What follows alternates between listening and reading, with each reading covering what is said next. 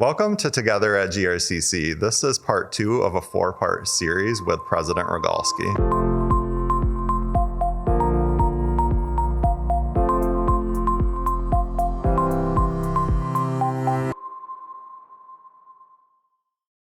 Welcome to the boardroom and welcome to Together at GRCC. Thank you. I am happy to be back. I see your name back here, and that must be your normal spot where you make big decisions. Yeah. I mean, normal, if you can say normal for having only sat in it twice so far. Okay, that's fair. And yeah, the newness of it has not worn off. It's still exciting to be in here.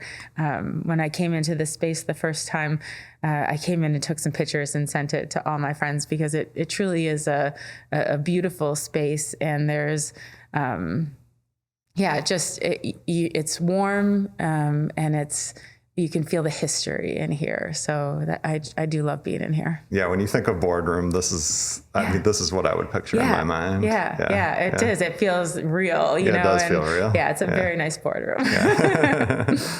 Over the past month, where have you seen people at GRCC working together in a way that really stood out to you, and what made that moment stick? Yeah, there's so many moments when I get the questions ahead of time. Yes.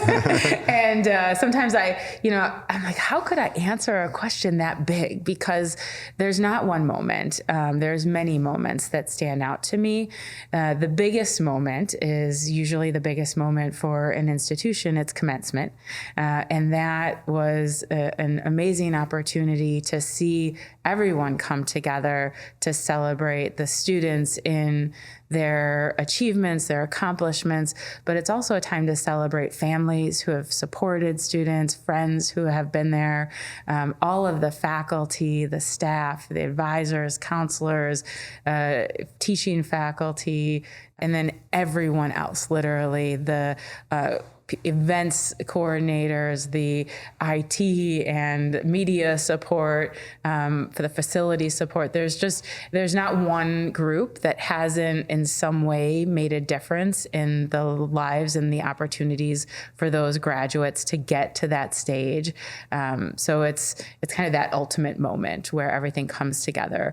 And it was magical, I will say, in a way, because it was my first time attending the GRCC graduation, seeing the stadium all arranged with beautiful flowers and decor in our colors, but then starting to see the seats filled with all of the faculty and the students come in and being able to walk the procession up to the stage. It was, that was a beautiful and wonderful, memorable moment. Yeah, I'm glad you came before the graduation rather than after, because it is great to see all hands on deck and everybody working together towards one goal.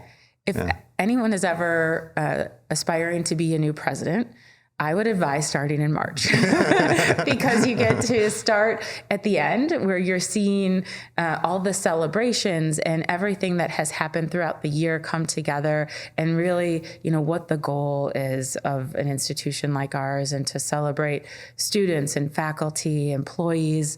I was part of the employee celebration. So that was a time where we brought all employees together at the end of the semester to really celebrate, honor the work. There were awards for faculty. There was recognition of new faculty, newly tenured faculty.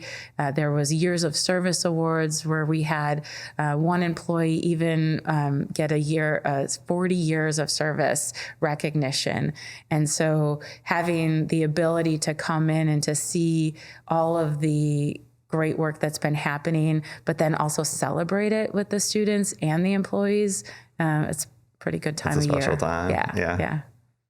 As you've continued listening and learning, what patterns or themes are starting to emerge for you? And is anything becoming a little clearer?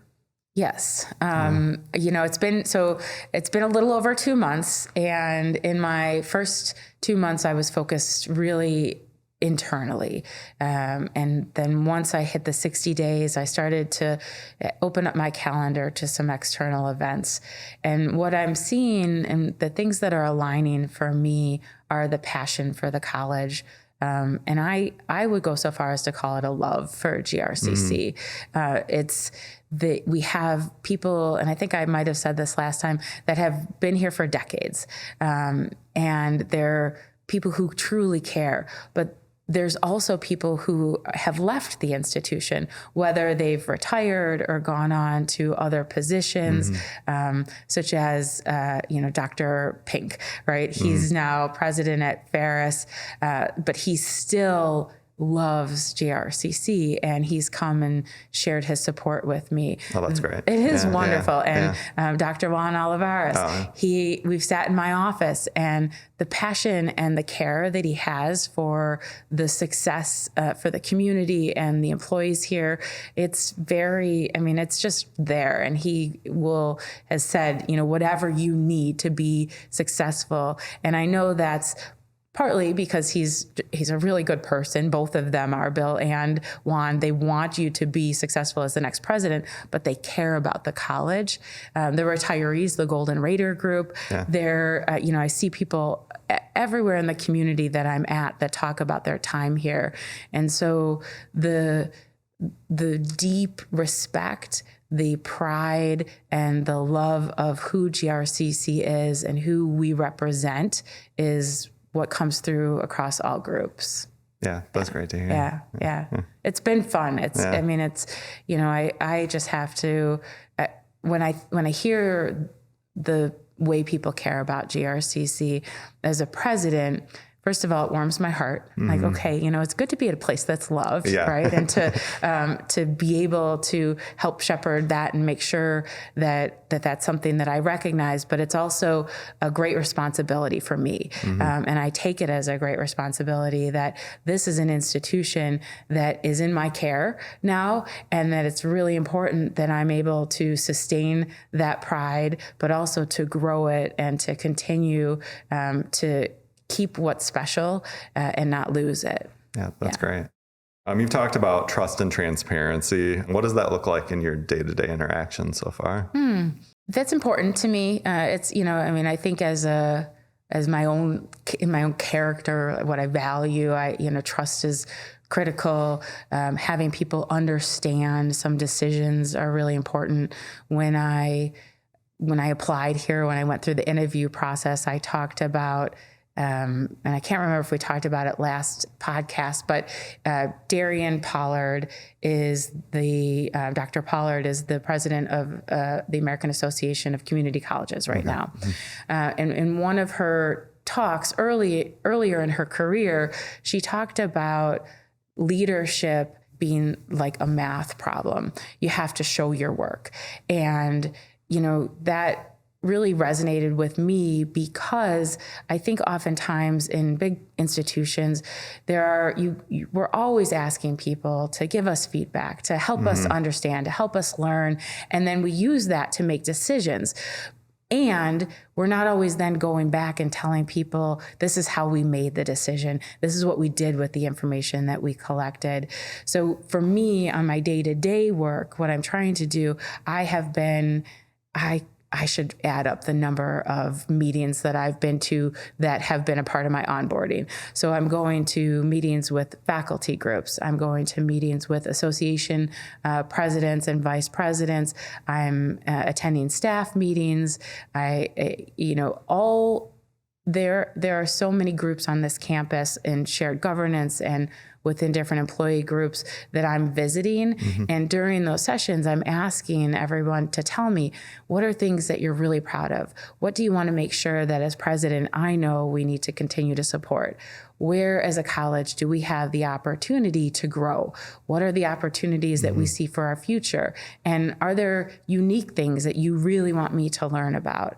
And so as I go to every meeting, I'm then gathering that information, I'm taking good notes, I'm synthesizing it, but then I'm also sharing it back. I'm sharing it back with the executive leadership team, I'm sharing it back with the board of trustees, and then I'm sharing it through my conversations with Kathryn, a biweekly newsletter that I'm sharing with the college, because I want what I'm hearing to go back. I want to make sure that people's voices are being heard, and that when we start to develop the vision for what's next for GRCC, everyone recognizes that it wasn't developed in a bubble. Yeah. This is based on all of the conversations that we've been having throughout the year. It will be. Yeah. Yeah, and as a communication person, I appreciate the communication that you've had. And I think like starting out with the fireside chat, I think that, I mean, as a new president and for someone who worked at the institution, it like made me feel more comfortable about it too. I'm so happy to hear that. Yeah, that was fun. It was really fun. It was a little intimidating when you think about sharing so much of your personal information. And, I showed pictures of my family and, my hobbies and my horse. But I wanted to make sure that people really knew me more than my resume. And I'm glad that it resonated. And I think, now I get to have all kinds of fun stories with people that are outside of the traditional agenda in a meeting. Probably gives people the opportunity to, since they know a little bit about you, they can walk up to you and they already have a conversation starter. So it makes it a little bit easier. Right. And I want to continue that because my goal as president is to be approachable. Obviously I have more than one goal, but one of them is I want people to feel like they can come to me and that we can have good conversations, and that I'm here I'm out of my office. I'm not stuck in my office, and I don't want to have barriers in between me and the college. Yeah. Can you share a moment maybe with a student, faculty member or team where you thought, this is exactly why I'm here? Again, there's so many moments, and I have the one that sticks out to me the most is our student government president from last year, Aldine Chosevich. He is a student who was part of the presidential interview process. So when I was here for the finalist interviews, he led the student interview portion of my day. And seeing him as a student leading that interview process, you could see he had so much pride. He was so professional and such a leader himself already. And so I was impressed with him from the start. I really did. First of all, I didn't know I was going to get the job. So when I did move into the presidency, I didn't realize how much I would be able to interact with him as a student and student government. And it has been a wonderful journey. He's graduated now. I'm so proud of him. I'm sad because I really will miss seeing him on a regular basis. I know he'll come back to GRCC and support us in some way, but throughout our time together as president of the college and president of student government, I think I learned to see what is possible for students who come to GRCC and the growth that he has had from the time he stepped in as student until the time he walked out that stage. And we have this moment in the commencement ceremony where he came by and we have this little special handshake that we did on stage. And it was just so much fun to see the pride. And I got to meet his mother and his father and hear his story. He had an amazing commencement speech that he gave, sharing his own personal journey and how that looked for him. And it was, really, that's why I'm here. That is the absolute reason, is to help students to achieve their own educational goals, to grow and to succeed, and then to go on, right? Yeah. And to go on to the next step. Yeah. I'm glad you had that experience so quickly. Yeah, it was amazing. Yeah. I'm so grateful for the student government here. They just do a great job. The leaders in the employee group that help to grow their leadership skills, but also their belief in themselves. You can just see all the opportunities that they have over the time that they're here and how much they grow. Aldine gave I don't know if it's a speech, but he talked at the board meeting in this room, and he shared with the board some of his reflections on his time here. And the board was also so proud of him, seeing him come and give student updates and student government updates over the past year. But when we, broke and ended the board meeting, I was reminded by the board of how much he has grown. So they've seen it as well. And that's, having the board be able to interact with students and to see also what their purpose is, and having him bring them into that. It's an important part of the work that we do. What have you noticed about how different roles come together to support students? I think there's so many different examples of that. We have really strong shared governance here at GRCC. And when I've come into some of those spaces like Academic Governance Council, while I was at that meeting that I attended for AGC, there was a discussion on syllabi.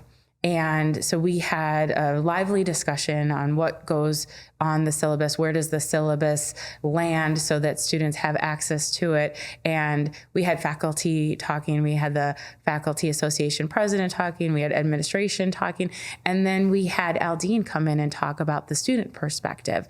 And that, from that conversation, there's more conversations that are happening. And so you've seen a wide range of people from around the college, including students who are helping to make the best decisions for students going forward.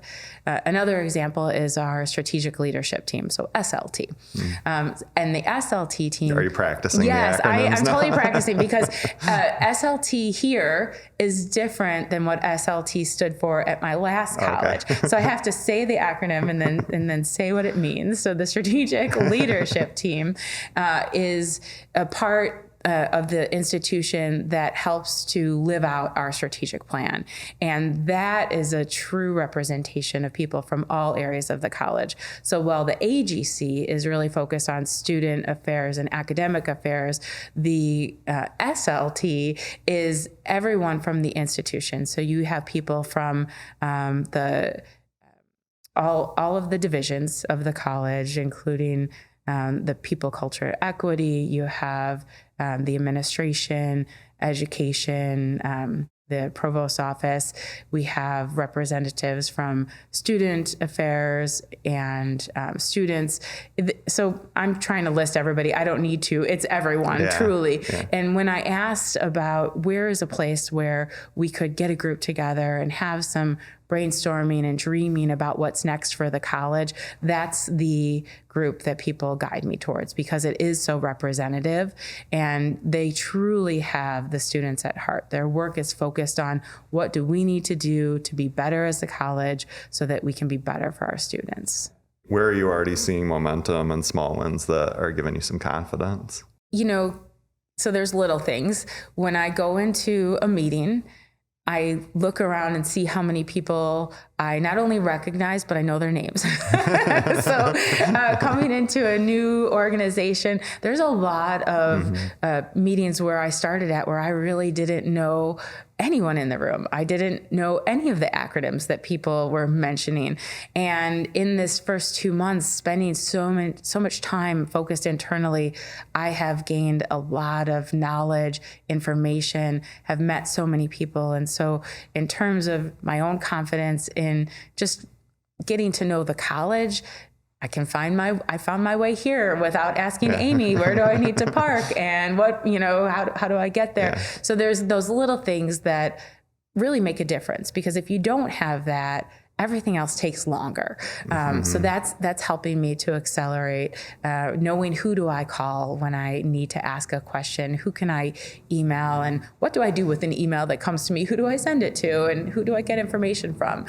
So those things I'm gaining a lot of confidence in. This morning, actually, we met with our data coach from Achieving the Dream. Achieving the Dream is a national organization that really helps colleges focus on advancing their student success agendas. And as you probably know, and I hope everyone knows, which it's an amazing achievement, we are an Achieving the Dream Leader College. I want everyone to know that, because the work that we're doing here, to have that status. Like status, fine, national recognition, it's great. But what it means is that more students are becoming more successful through the work that we're doing. And this morning, I met with our data coach, and the data coach and the ELT got together and we reviewed our information and the data about our college. How are our students completing? What are they doing after they leave us? What do our communities look like, and how are we serving our communities? And that type of meeting really helps me to synthesize the information from our data and then what I'm hearing in our teams. And I'm excited to start to bring that together to really get a better understanding of not only where we are now, but what are our opportunities to grow. Yeah. And I think we're at the right time. This is the right place. There's so many opportunities. I'm excited to start sharing those more. And that will be a part of as I start to listen more externally. Once I get all of those pieces together, when we get into fall semester, I'm really going to start being able to share more. Okay. Yeah. So like opening day? I hope so. That's the plan. No pressure. But. That's the plan. Yes. I'm always thinking about opening day because it is that time to start off the new year. It's when we bring everybody together. There's excitement, there's energy, and we need to have the momentum about where we're headed. And so that's why, again, March is such a great time to start, because truly I have had this ability to gather so much information. By the time we start next year, we'll have some deeper insights into where we're headed. Yeah. That's great. Yeah. Well, did you have anything else you'd like to add before we wrap up? I'm really grateful, continue to be grateful. I can't say that enough. On Tuesday night, I had the opportunity to come together with the community, and there was an open house to celebrate my presidency. And while we've done a lot of work internally, this was the first opportunity with the community and Grand Rapids community to come in and to meet me and to talk about what they appreciated about GRCC. And again, that feeling of pride and the importance of who GRCC is in the community it just resonates with me every time I talk with someone about different experiences. Everybody's experience and journey is different, but their feeling about the college is the same. And so my ability to be here and to serve as the next leader, I'm grateful and excited about it every day.